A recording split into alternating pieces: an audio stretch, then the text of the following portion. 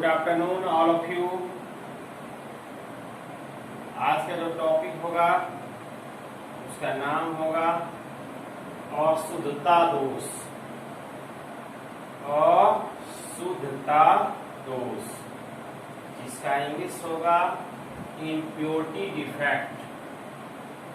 चलिए नाम को पहले हम क्लियर करते हैं कि नाम में क्या छिपा हुआ। अशुद्धता दोष इसका मतलब है कि उसमें शुद्ध रूप नहीं होगा, मिलावट होगा। जिससे मिलावट होगा उसी को कहा जाएगा इम्प्योरिटी। और मिलावट करने की जो प्रक्रिया हुआ वह दोष का है, इम्प्योरिटी का है, डिफेक्ट का है। कैसा डिफेक्ट हुआ? इम्प्योरिटी डिफेक्ट हुआ। अब इसमें हम क्या करते हैं, जैसे देखिए आपका सोडियम क्लोराइड है NaCl, और बार बार हम बता रहे हैं जितना प्लस है उतना माइनस होना चाहिए, तभी वह जो क्रिस्टल जालक संतुलित रहता है। अगर प्लस की संख्या ज्यादा होगा और माइनस की संख्या कम होगा तब वह संतुलित नहीं रहेगा, या माइनस ही ज्यादा रहेगा प्लस कम रहेगा तो फिर भी वह संतुलित नहीं रहेगा। ये प्लस माइनस को घेरता है, माइनस किसको घेरता है? प्लस को। अब यहाँ पे बात आ रही है कि इम्प्योरिटी डिफेक्ट क्या होगा। आप देखते हैं अपने ही घर में शरबत बनाते हैं, अगर थोड़ा सा नींबू का रस दे देते हैं तो क्या हुआ? इम्प्योरिटी डिफेक्ट हो गया। यहाँ पर भी है। अब यहाँ तो नींबू का रस तो नहीं चलेगा ना, यहाँ तो ऐसा नहीं चलेगा एग्जाम्पल। यहाँ तो कोई क्रिस्टल जालक होगा, ठोसा चालू रहेगा। चलिए हम पहले फिगर बनाते हैं। तो फिगर भी क्या करेगा? ये डिफिनेशन के रूप को बदल देगा, तुरंत समझ में आ जाएगा। अगर पॉपुलर सबसे ज्यादा पॉपुलर एग्जांपल है तो क्या है? NaCl। Na पे प्लस होता है और Cl पे क्या होता है? माइनस। अब यहाँ पे हम AB नहीं लेंगे, हम इसी को लेकर चलते हैं। दिया हमने, गोला बना लिया।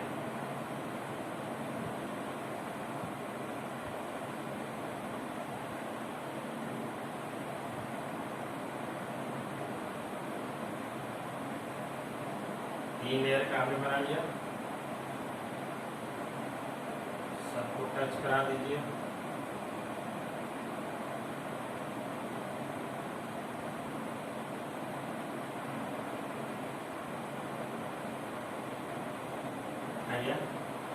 इसमें हम दे देते हैं Na plus Cl minus, Na plus Cl minus, Na plus Cl minus, Na plus Cl minus, Na plus Cl minus, Na plus Cl minus.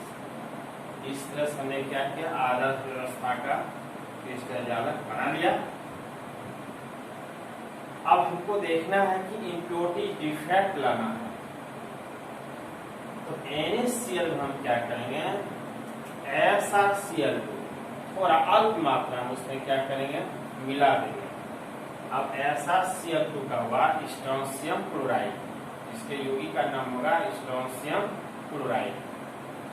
और यहाँ पे जो SR होता है इस पर आवेश होता है +2 प्लस प्लस, 2 प्लस प्लस होता है। पहले हम देखिए फिगर बना सकते हैं और थोड़ा डिस्कशन कर लेते हैं। सोडियम के पास 1 प्लस है और SR के पास कितना है? 2 प्लस है।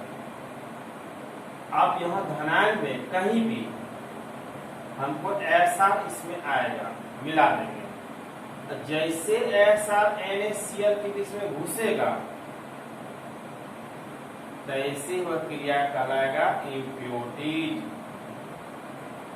और ऐसा घुसने के बाद कोई गोला जो है इसका धनायन का खाली रह जाएगा, अब यहाँ पे जो है ऐसा जो इसमें प्रवेश करेगा, जो अशुद्धियां हमने इसको मिलाया। अब NaCl में ऐसा Cl2 आ गया, तो ऐसा को जो हमने मिलाया, अशुद्धियां को जो मिलाया हमने, तो वह क्रिया कहलाया डोपिंग। उसको क्या कहा गया? डोपिंग। इसका क्वेश्चन पूछा जाता है, डोपिंग किसे करते हैं? परिभाषा। इम्प्योरिटीज के बारे में कभी क्वेश्चन पूछा जाएगा, उतनी यह इम्पोर्टेंट नहीं है, लेकिन डोपिंग इम्पोर्टेंट है। डोपिंग किससे करते हैं? अगर इसकी परिभाषा पूछा जाए डोपिंग, क्या जवाब देंगे? अशुद्धियां मिलाने की क्रिया को डोपिंग कही जाती है। यहाँ क्लियर हो गया। अब हम लोग देख रहे हैं फिगर पर है। अब ऐसा को यहाँ पे लाएंगे कहीं भी धनायन की जगह। अब जैसे मान लिया इस चीज पे हम लाए, Na प्लस था, एक ध्यान से देखते जाइए, यहाँ पे लाया हमने ऐसा प्लस प्लस ला लिया। अब यहाँ कितना प्लस हो गया? 2 प्लस। यहाँ पहले कितना था? 1 प्लस। अब यह ऐसा 2 प्लस प्लस आया, इसका मतलब है कि धनायन की संख्या इसमें ज्यादा हो गया, तो बैलेंस नहीं होगा।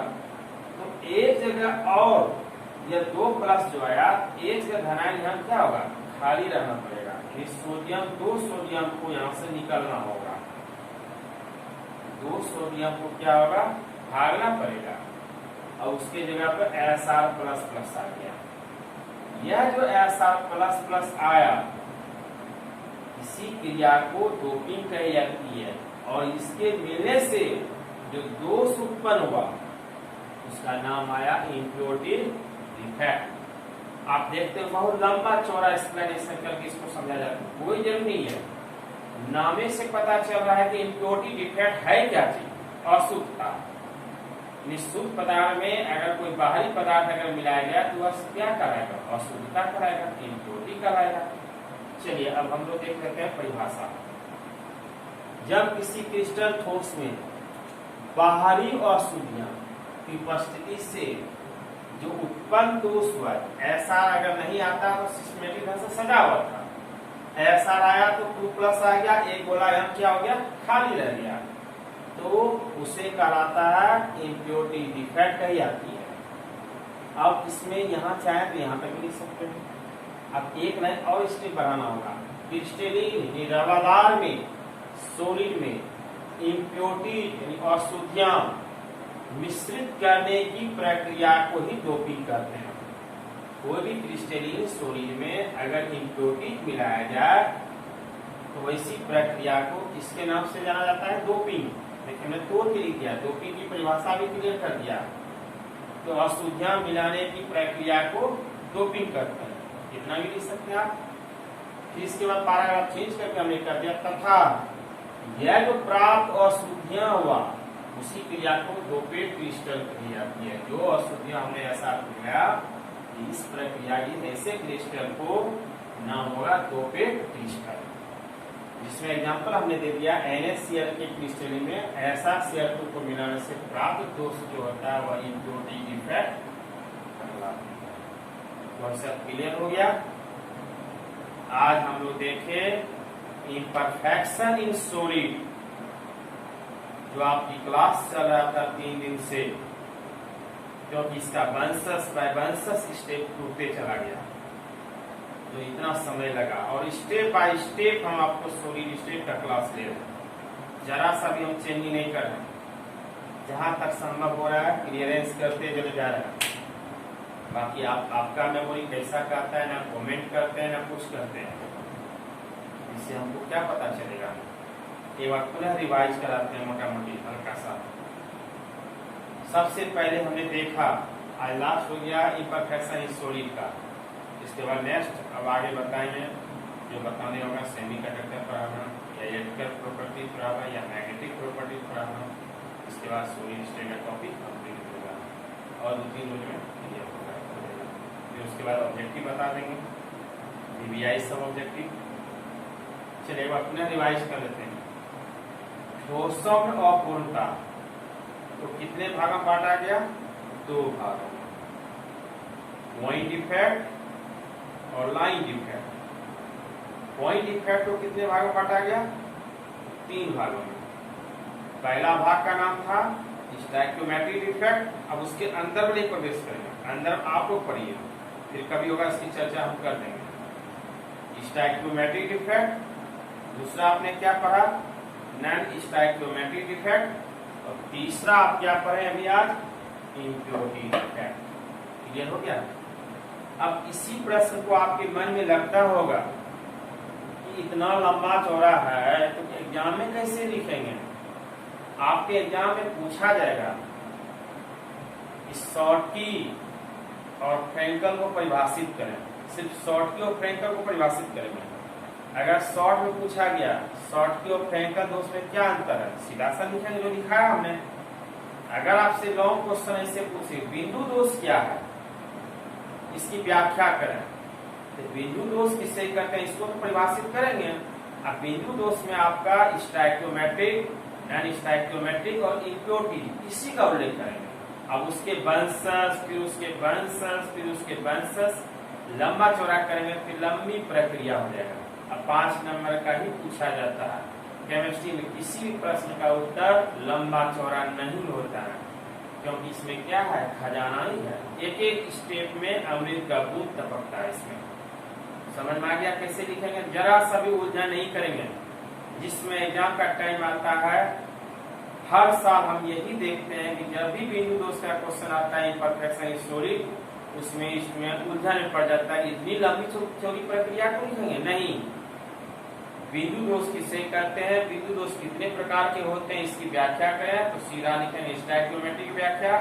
चले बने तो नाम दे देंगे खाली, नॉन स्टाइक्योमेट्रिक की परिभाषा और इम्प्योरिटीज की परिभाषा। क्लियर हो गया।